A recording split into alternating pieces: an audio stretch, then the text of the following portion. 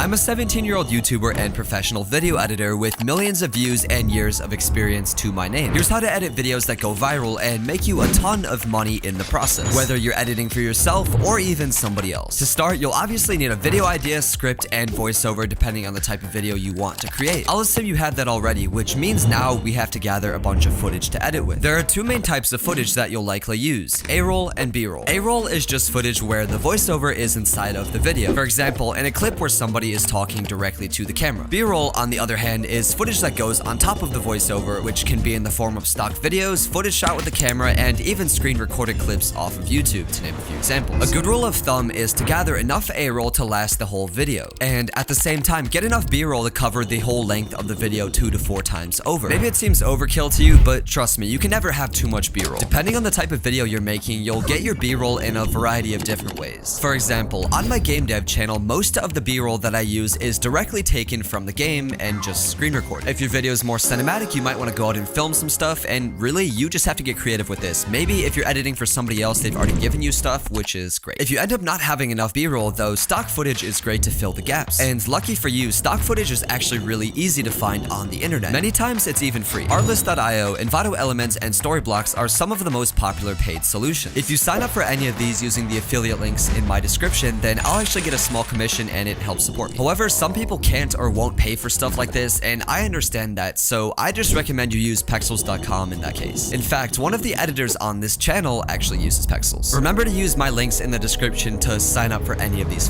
When you've gathered all your B-roll and A-roll if you decide to include it, then lay down the footage for your intro. Don't even worry about the rest of your video yet. As an editor, the first few seconds of your video are easily the most important part, as they usually dictate whether the viewer stays for the rest of the video or not. The average person today has severe undiagnosed ADHD and the attention span of a goldfish, so it's important that you blow up their screen with stimulation in the opening shots of your video. If you have A-roll with your face in it, then it may be beneficial to start with that footage, as it creates a personal human connection with the viewer. If not, no worries. As you lay out the rest of your intro, make sure you have about 3 times as much B-roll as A-roll, or just don't include A-roll at all. Try to make cuts every 1 to 4 seconds as well, so that you keep your viewers hooked. If you have a voiceover, or honestly, even if you don't, just try to keep your intro as concise as possible, because when an intro drags on, it's really just so easy to click off the video. Also, don't worry about crazy visual effects or motion graphics quite yet, as for now, we just want a rough edit to work with. When you've got your intro, lay out the rest of your footage across the entire video. Once again, if you have A-roll, make sure you're including about 3 times as much B-roll as you have A-roll, as otherwise, it's really boring just to look at your face the whole time, no matter how attractive you are. And believe me, I know you are. No need to go as crazy as you did in the intro, but still try to keep your cuts quick and try and not,